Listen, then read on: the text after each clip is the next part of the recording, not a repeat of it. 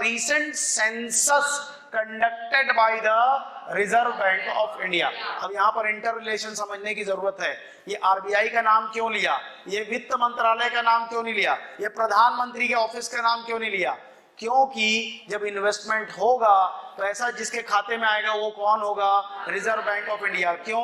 क्योंकि फॉरेक्स को होल्ड करने की शक्ति किसके पास है? आरबीआई के पास। तो डेटा कौन बताएगा?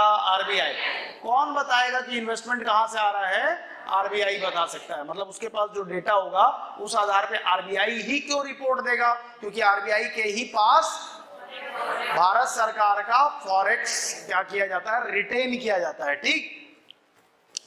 The data also revealed that Mauritius, United Kingdom, number 1 से हट गया मॉरिशस, लेकिन अभी भी नंबर 2 पे है।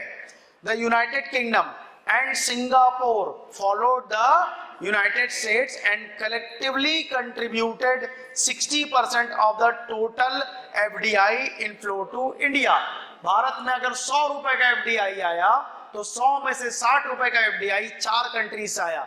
यूएसए, मॉरिशस, सिंगापुर, नहीं तीसरे नंबर पे कौन है? USA, Mauritius, United kingdom and Singapore. तो 60% इनसे आया है। ठीक। मैंने इसलिए बोला था ये डायनेमिक सब्जेक्ट है। ठीक। The data also revealed that Mauritius, the United kingdom and the Singapore followed the United states and